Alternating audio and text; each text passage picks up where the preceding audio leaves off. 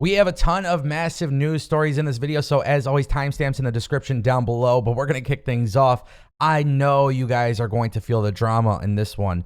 Is WWE and AEW are going head-to-head this upcoming October, and even though the Wednesday Night Wars are over, well, it looks like they're going to find themselves in some head-to-head competition. According to Dave Meltzer, he discussed this on Wrestling Observer Radio. He says the big thing is WWE and AEW are both going to have dates changed because of the upcoming Major League Baseball playoffs. And it's not going to affect anything until mid-October, but there will be an October 18th head-to-head on Tuesday with Dynamite from Cincinnati and NXT, and it's the first time they've gone head-to-head in over a year. Now, this is actually very intriguing to me, mainly due to the fact that WWE NXT is undergoing some massive changes after Clash at the Castle. So, is this going to be a more beefed up version of NXT, or is it just going to be another episode of blah? Yeah, honestly, I think this is actually pretty good news, though. From time to time, AEW and NXT going head-to-head is definitely going to get the wrestling fans on the internet going crazy. But I personally think this is important for wrestling. Just, sometimes competition can make each other better. I feel like AEW and WWE on the recent weeks have been getting better as well. So, hey, why not? For old time's sake, let's see who wins the good old ratings war. Let me know what you guys think. I just want to pop that in there. Hey, before we get to our next news story, I just thought this was like a really cool thing I wanted to mention. So Lady Frost on Twitter, she tweeted this out. She says, "There's a lot of negative wrestling news that flies around, so I want to share some positivity. Saturday night, Wardlow saw a little girl crying. Her mom couldn't afford to buy her my Slam Buddy, so he walked over to me, bought one, and gave it to that little girl." Good guy, Wardlow. Just want to share that before we jump into our next story, but shout out to Lady Frost, shout out to Wardlow. Just a feel-good story for today's video. WWE brought back Johnny Gargano. Now, 13 days ago, I was telling you guys what to expect and what I would do and all these great things.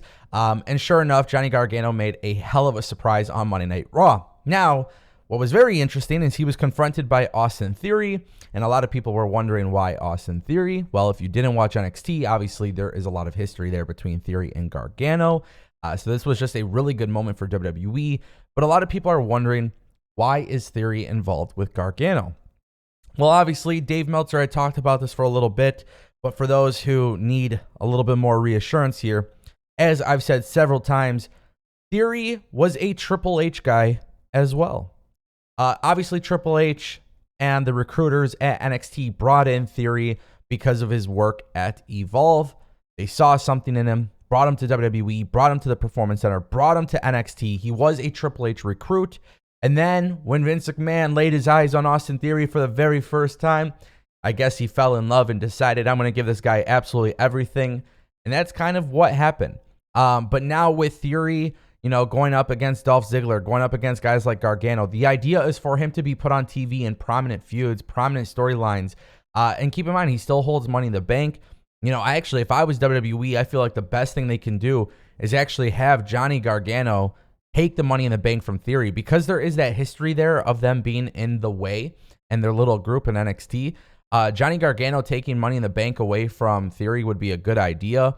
It kind of keeps Theory away from the championship picture right now. He doesn't necessarily need it, despite the fact that Triple H and WWE view him as part of the future. Have him lose the Money in the Bank. What I would do is have Johnny Gargano take the Money in the Bank briefcase from him. Have Karrion Kross end up taking one of the world championships from Roman Reigns. Come back to Raw, and then let him hold the belt for a little bit until Johnny Gargano wants to successfully cash in. I think that's what I would do if I were WWE. But the good news here is WWE has big plans for everybody, and I'm kind of excited to see what they do there. Guys, if you didn't know, WWE actually announced that Kurt Angle is set to return next week on Monday Night Raw. Now, the show comes live from Pittsburgh, Pennsylvania, obviously the hometown of Kurt Angle. And this is actually really intriguing to me. WWE is making some big returns. Obviously, they're making some signings. Kurt Angle is not going to be wrestling, my friends. His career is over. However, it looks like WWE is going to be under a microscope with this one, because one of the biggest praises for Tony Khan and AEW is how AEW utilizes the older talent, the legends. Whenever they come up on screen, it doesn't necessarily hurt anybody. WWE sometimes, historically, especially with the Vince McMahon era, it was like legends were part of the show. It was their show. Not that many people would typically get a rub from having worked with a legend at that point.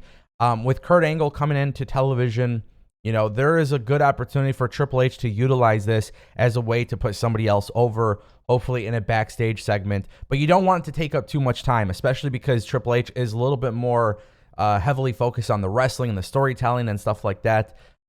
This is one of those things where I'm glad Kurt Angle is coming back.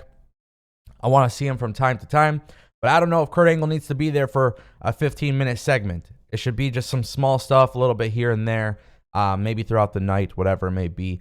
I don't know if WWE would ever come back to the general manager's ideas, but if they did, I would also not mind Kurt Angle because I just like Kurt Angle in general. But yeah, Kurt Angle's coming back, so that's another pretty big damn return. And I'm sure there's more of them coming. So let me know what you guys think about that. Now it's time to talk about our final story of the day, and we got to talk about this. Edge, WWE Hall of Famer, WWE Superstar, WWE Legend. Edge was speaking to the crowd in Toronto on WWE Raw last night, and after the show, he says that, obviously he's very proud to be Canadian and everything like that, but he wants to retire next year when they come to Toronto, and typically they go to Toronto every August, so his plan would be to retire by then. We've heard rumors and news about Edge and his retirement coming a lot sooner than a lot of people think. Some people thought it might be the next 2-3 years. I was always kind of under the belief that maybe WrestleMania 39 would be his last WrestleMania. Obviously, after WrestleMania, it would give him a little bit more time to have some feuds until he actually hangs it up. But yeah, Edge wanting to leave or wanting to retire, it's really crazy, man, because Edge is somebody who has been, obviously he's been off of television for so long. He's come back, and then he's been wrestling again. He's doing some great stuff, even in 2022. But there was just so many years of Edge that we didn't get to see, and it kind of sucks that like the career is going to be over. Now, here's the thing. I think Edge could absolutely retire, but him being on TV, him coming around a little bit more often, him getting involved in physical altercations at some point in the future is definitely not off the table. But the idea that Edge will be a full-time wrestler seems to be it's going to be what changes. So I don't know what to expect here, man. Edge is calling it quits after next year, August, and it's going to be really interesting to see what happens. Let me know what you guys think in the comment section down below.